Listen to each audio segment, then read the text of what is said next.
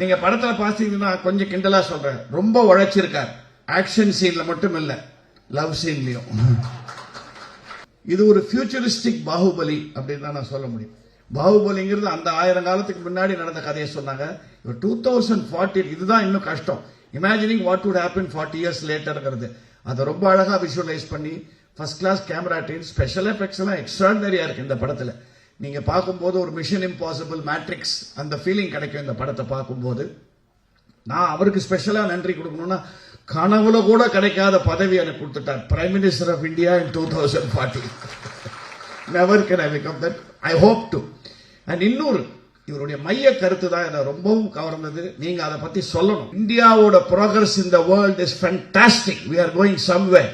நேதாஜி கனவு கண்ட இந்தியா வந்துட்டு இருக்கு.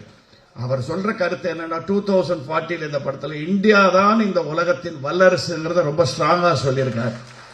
அந்த பெருமைக்கே ஹேட்ஸ் ஆஃப் டு ஹிம். எல்லா ஆர்டிஸ்டும் நல்ல ஆர்டிஸ்ட். எனக்கு இந்த படத்துல பிரசிடென்டா அவங்க லேடி ஆக்ட் பண்ணியிருக்காங்க. எல்லாரையும் ரொம்ப அளவா யூஸ் பண்ணாரு. பட் அவர் அதிகமா யூஸ் பண்ணது ஸ்பெஷல் எஃபெக்ட்ஸ் அண்ட் அவருடைய விஷுவல் எஃபெக்ட்ஸ். இதை வச்சுதான் இந்த படம் யங்ஸ்டர்ஸ் ரொம்ப கவர் பண்ணும். நம்மள மாதிரி இந்த நாடு நல்லா இருக்கணும்னு நினைக்கிற வயதானவர்களுக்கும் இந்த படம் பிடிக்கும். இது மிகப்பெரிய அமோக வெற்றி பெற வேண்டும் என்று எல்லாம் வல்ல இறைவனை பிரார்த்தித்துக் கொண்டு, இந்த நேரத்தில் இது ஒரு சினிமா பங்கனா இருக்குங்கிறதுனால நமது ஆத்ம நமஸ்காரங்களை நம்மை விட்டு பிரிந்த மாபெரும் நடிகை சரோஜா தேவி அவர்களையும் ஒரு நிமிடம் நினைத்துக் கொண்டு உங்களிடம் விடைபெறுகிறேன். நன்றி, வணக்கம். செய்திகளை உடனுக்குடனும் துல்லியமாகவும் தெரிந்து கொள்ள சப்ஸ்கிரைப் பண்ணுங்க.